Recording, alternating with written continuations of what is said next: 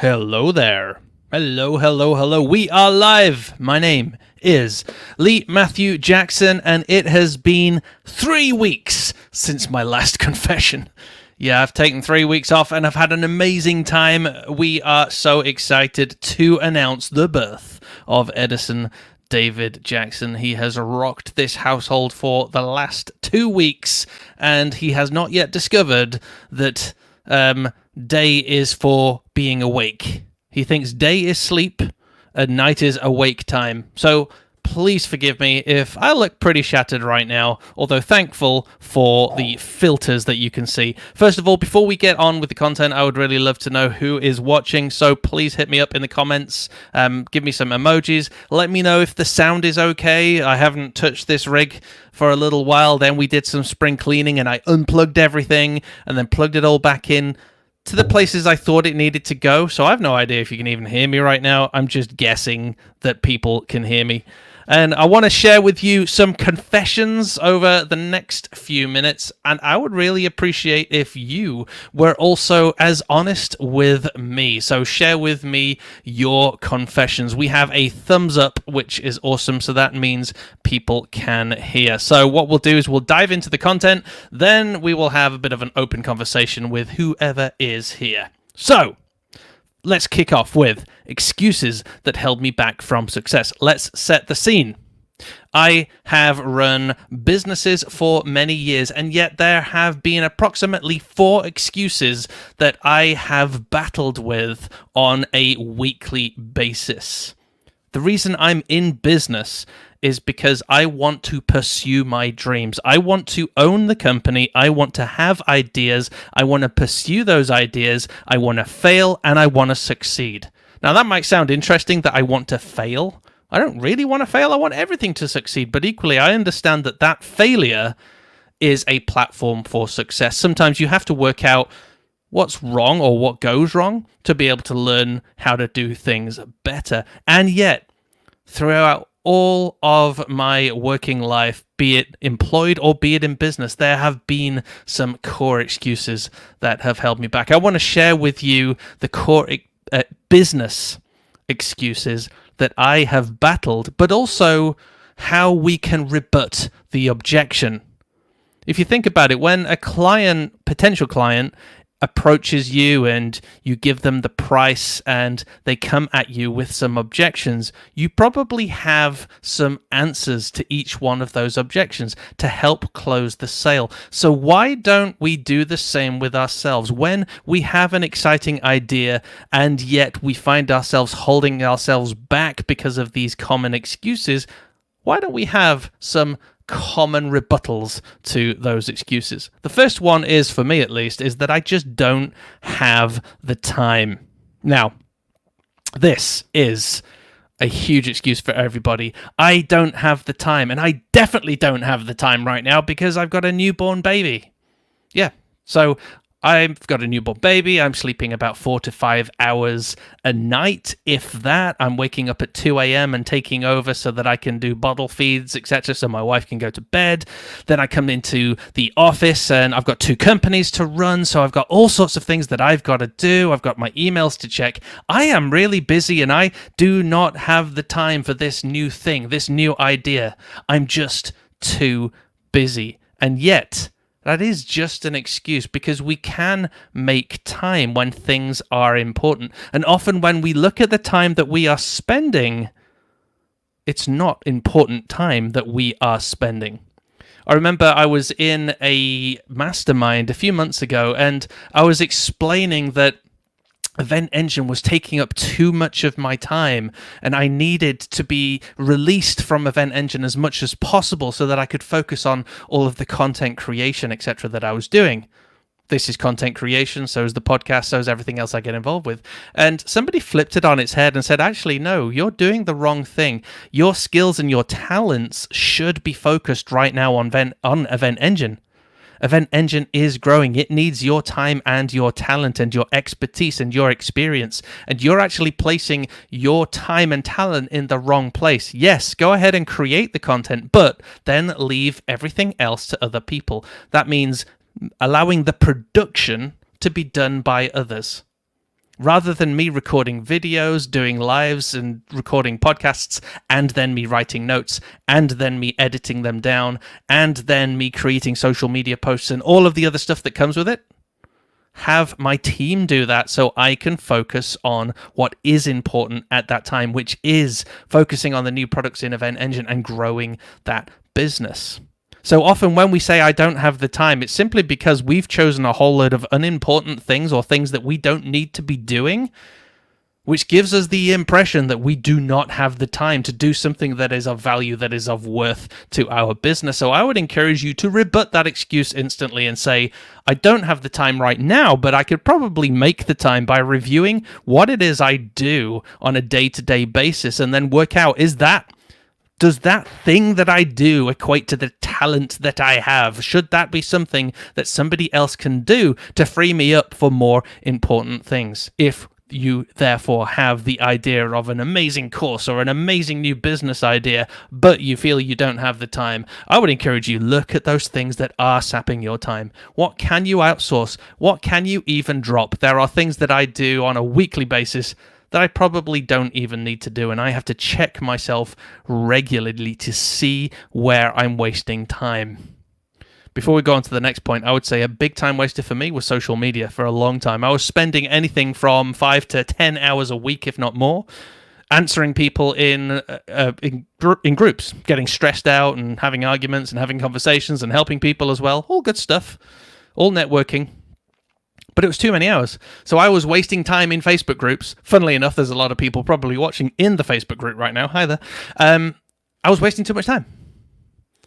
And I was able to free up absolutely hours. If you notice my social media, I don't actually post as much as I used to. I used to post all the time and I would answer within minutes. In fact, if you listen to the WP Builds podcast, I think like episode number 50 or something, that's when Nathan Wrigley interviewed me and it was like, how are you on social media all the time? And I was boasting about how amazing I was and how I was always connected. What a freaking idiot, because I was just too busy and I could not get important stuff done. All right, I think I've labored time a bit too much. Next thing is other people are doing stuff better than me. Comparison is a freaking killer. So if you've got an idea for a brand new product, but you then look at somebody else and go, wow, they're amazing. They're doing something incredible over there. Who am I to step up and compete with them? And you instantly stop yourself from going any further. That is comparison. That is the killer of dreams. That is the killer of your joy. That is the killer of your mental health, damn it. If we're going to compare ourselves to other people, we're never going to be happy. If I'm going to compare myself to a film star with an amazing bod, etc., then I'm going to feel fat and ugly and depressed. So I got to stop doing that. And I'm actually preaching to myself because I very often look at these, especially the Marvel superheroes. It's really depressing. I've forgotten his name now. Who's Thor? Who does Thor? The guy who does Thor, he looks amazing. I know my wife thinks he looks amazing too. And, you know, if I was to compare myself to him, I'm going to feel pretty sucky. And it's the same in business. The thing is, you are you. You are very, very unique. And there is something about you that people are attracted to. Your experiences are unique to you as well. Therefore, when you bring something to the table, you bring something that nobody else can bring. That is you, your experiences, your talent, your value. And just because Derek or Jane or whomever is doing it over there and they kind of look cool, it doesn't mean that they can serve everybody on this planet. Perhaps their delivery style, perhaps their content, perhaps their experiences don't quite match a segment of the market. Therefore, there is no reason why you can't show up as well. Why would I have launched this podcast when I looked at WP Elevation and thought, you know what, Troy Dean's amazing, he's doing a great job?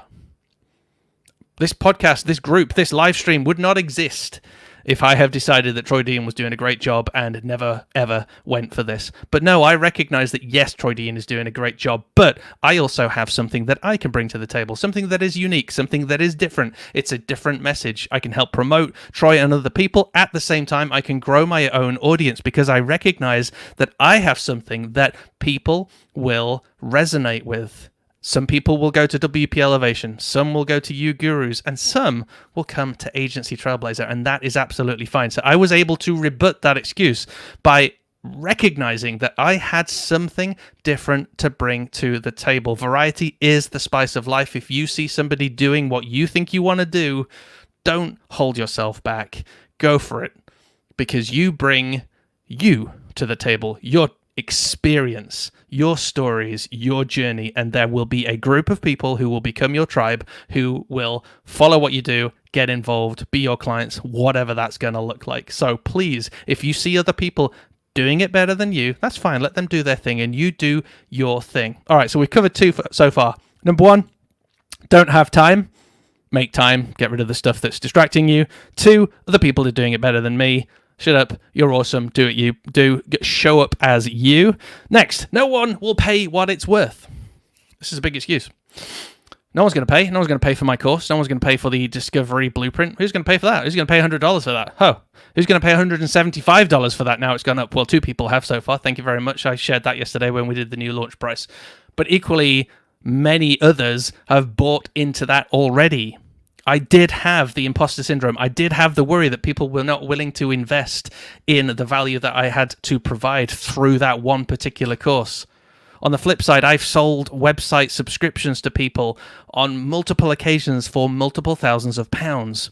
And in the back of my mind, I've been thinking, who is going to pay this? No one's going to want to spend the money on this. And yet, when I recognize who it is I'm selling to, what their problems are, and how valuable my solution is, it reminds me that actually what I do have is of value. What I do have is worth paying for.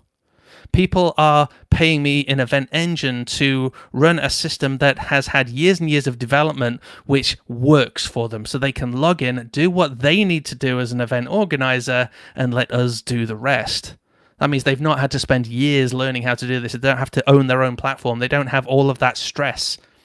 What they're paying for is extremely valuable to them, and they make a lot of profit. Therefore, it is absolutely reasonable for me to rock up and charge a good price, to charge what I'm worth, instead of a race to the bottom and trying to be cheap.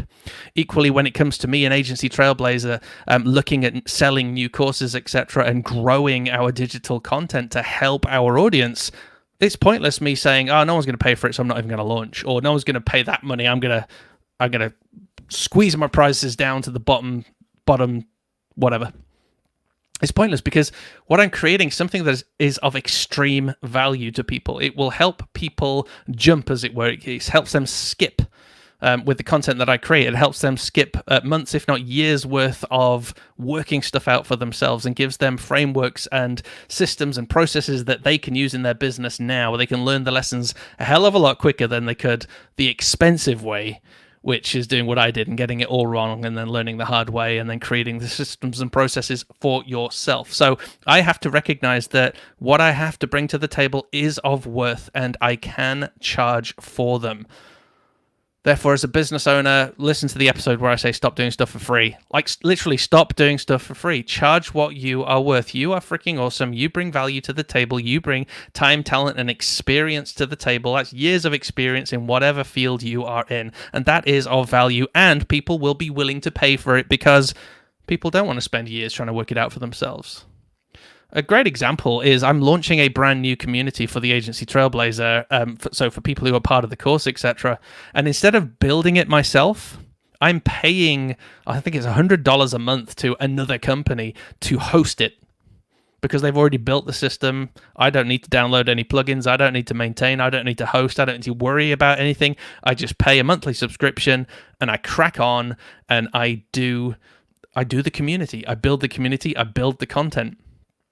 To me, I think it's worth paying that. Even though I could buy a plugin for WordPress and do it all for cheaper myself, I don't have to worry about spending all of that time maintaining it, keeping it secure, keeping it safe, looking after people's data, keeping it online. All of that stuff, to me, is extra stress that I don't need. I am therefore willing to pay more money for a third party to look after all of that for me.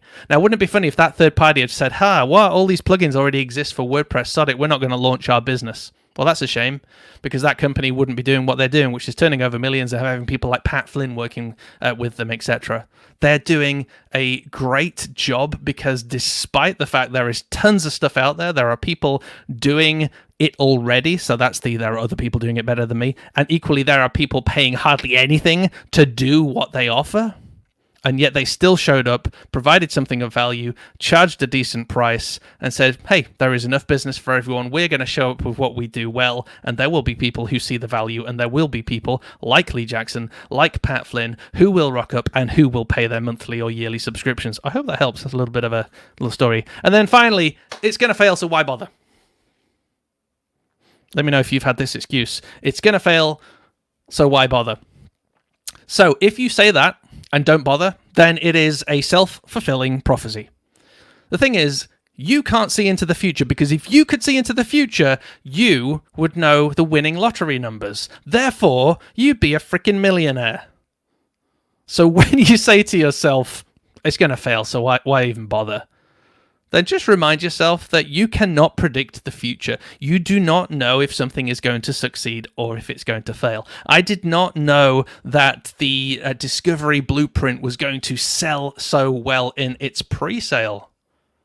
I had no idea. I validated it, which means I didn't have to put extra work in. I was able to validate, see who wanted it. We already had the blueprint, but we need to package the course together. So we validated that by putting out the sales page, seeing who wanted to be part of the pre-sale. It went crazy. We were shocked. We produced the product, and now we're going to continue to sell that as an evergreen product. So we were able to at least give ourselves that buffer of, let's test the market and see if people are interested before we carry on finishing this off. But we're not soothsayers. We're not futurists. We cannot predict whether our ideas are going to succeed or if they're going to fail. So I say, why not have a go? Why not try that thing you're going to try? Try it with a small segment of people. Maybe it's a new product idea. Maybe it's a new service. Maybe it's a new course. Maybe it's a podcast. Whatever it is, don't assume it's going to fail. And don't assume it's going to fail because of all of the other reasons that I've just said. It's not going to fail because you can make the time. You can make the time. It's not going to fail necessarily because you are unique and people will be attracted to you. There are people who listen to other podcasts on similar subjects to I talk about because people are attracted to their delivery style, and that is totally cool. Equally, you're listening to this or watching me on the live stream because you're attracted to my type of delivery, and equally for you, people will be attracted to you and your business. People are willing to pay money for value, for something that solves a significant itch that they have, a significant problem that they have in their lives. So don't hold yourself back because you think people will not pay. Therefore, who are you to predict the future and to tell yourself it is going to fail? What I do is I make the time for new ideas. I don't compare myself to other people. Instead, I am encouraged that other people are doing it because it means there is a market out there. And that means that within that market, there are people who will be attracted to me. I understand that people will be willing to pay. There will be a subset of that market who will see that the solution I have to their problem is worth them paying for so they don't have all of the other headaches. Remember the example for me paying a third party to run a social media platform for me. And finally, you are not a futurist, neither am I. We cannot predict whether or not something will fail or not. We therefore need to try, and we sometimes need to fail so that we can go in the right direction. If you don't have a few failures under your belt, you're not going to be able to refine your product offering to make something that can be a ridiculous success. The Discovery blueprint that we've put together that's now live, I'll put a link into this. I've mentioned it several times. I am totally pitching it, by the way. I'll put a link in. It wasn't an extreme success, but neither was it a failure. It didn't sell thousands, but it certainly sold enough for me to recognize that this was a significant itch that people had, that people needed the content for, and we were able then to produce that and put it out. If I'd have listened to myself and said I was too busy, then I'd probably have never got round to it. If I'd have looked at the fact that WP Elevation have also recently advertised that they're probably going to do a course, I don't know when that comes out. I saw that come out recently. I might have said, well, if they're doing it, then I'm not going to bother because they're probably going to do a better job than me. But actually, sod that, I reckon I'm going to do a freaking brilliant job because I've been doing this for bloody years and I'm a fucking legend. So I'm going to let people know what I know and let them learn. And I'm not going to judge anyone else's course on their merit. I'm going to judge it on my merit and my experience. I'm going to recognize that people are willing to pay, people are willing to scratch that itch, that there are people in the market that need this help. And finally, I am not going to predict that something will fail. I'm going to have a go at it. If it fails, fine, I'll learn the lessons. But at least I tried. Don't let fear of failure hold you back from success. All right, that's kind of been a bit of a rant. Those were the excuses that have held me back from success, with the rebuttals that you would normally give if you were giving somebody a quote and they had some common objections, and you would have some common answers to those objections. I think you need some common answers to those particular excuses. Let's take a quick look at the comments we have from Facebook user Hey Lee, nice to see you. Is that because I'm ridiculously attractive? Because if so, I agree, and I thank you very much. Dan says, I totally get the other people are doing this better than me. Dan, mate, it is insane in the membrane. I absolutely get this on a daily basis. I am bombarded with advertisements to products and services that are similar to what I do because I am in the agency space. And there are some people with some incredible design, incredible branding, some incredible content, incredible delivery. And I'm like, holy moly. Who am I to be showing up right now when these people can rock it? I mean, let's look at Chris Do, Future? He's got a massive following. He's got the production value of thousands of pounds. His videos are high quality. His content is pretty good. Don't agree with him on everything, actually, but he's got some good content. So if I looked at that, I could probably say, you know what, I'm just going to can the podcast. But no, I'm going to keep going because I know there are people who will resonate with me, and there are people who will resonate with Chris, and that's fine. We're all good. Somebody says, that energy, heart eyes. Yeah, that's not bad, actually, is it? Not bad energy for a guy who's had 4 hours sleep. Chris Hemsworth, that was the name. Thank you, Amanda. Yeah, Chris Hemsworth. Let's face it. I mean, I'm married and that, but if I wasn't married and he was on the market, I probably would as well, let's face it. Yeah, Chris Hemsworth from Facebook user as well. Nobody wears a Cloudways t-shirt better than Lee. Hey, where is it? There is my first official sick stain from my newborn baby. And I wear that with pride. Thank you, Cloudways. Matt says, I know the winning lottery numbers, but I don't know what day they will win on. This is true. The legend, looking forward to jumping onto your course. Oh, awesome, Amy. Thank you so much. Thanks for your support. Great content today. Back with a boom, says Matt. Oh, we've got another Chris Hemsworth. I snorted. Chris Hemsworth wishes he was Lee Jackson. I'm not sure. I've got the dad bod, so I guess when he was playing Fat Thor, then he probably did wish he was me. I probably shouldn't put myself down. My wife says I look great. Actually, here's one. Let's just be real right now. I mean, I look in the mirror all the time, and I'm forever thinking, ooh, I've got love handles going on there. I'm not very well sculpted. I do look at Chris Hemsworth very often and think, flipping heck, he's gorgeous. He's got a full head of hair. He looks amazing. He's ripped. And then I kind of say to my wife, I feel a bit down, I feel a bit fat. And she's like, oh, you know what? I think you're gorgeous. And I have to keep remembering that just like in business, people are going to think you're gorgeous with regards to the content that you put out there. Some people are going to be attracted to you versus Chris Hemsworth when it comes to business. So Chris Hemsworth could be, one of the other brands I've just mentioned, You Gurus, WP Elevation, Chris Do at Future, all of those things like that. Or you could be attracted to the content that Lee Jackson puts out instead with the dad bod. And actually, dad bods, if you're on TikTok, anyone on TikTok, flipping amazing, follow me, Lee Matthew Jackson. I kind of just respond to other people's videos and don't create anything unique. That will change eventually. But dad bods are all the rage, apparently. Girls love dad bods. What can I say? Amanda said, I don't know where I'm going with this. Yeah, sorry. Amanda says, we are our own worst critics. Amanda, you are totally right. I listen back to every single podcast I've ever recorded, and that's at least 300 and something podcasts. And I hear every single I hear every single sentence that doesn't sound well scripted or well worded, and I judge myself on it. In fact, throughout this entire live stream, I've been listening to myself at the same time thinking, what are you talking about? You could have said that so much more succinctly. You could have said that with more pizzazz. And I've got this stupid little annoying voice in the background. And I constantly have to tell myself that really doesn't matter because somebody will have got something from the delivery, no matter how I did it. Especially because this comes from the heart, doesn't it? I care. I want to help people. So I'm pretty sure that comes through. Last comment, and then we're going to sign off. Matt says, very true. Everything you've said is important to your personal life too. Amen, Matt. Thanks, brother. From another mother. Actually, let's just do one more. Actually, you're doing it, which is better than the thousands that don't. Thanks, mate. Thanks, buddy. Which is cool. On the flip side, I don't want thousands of people to do Agency Trailblazing podcasts because that'll make things way too competitive. What have I done?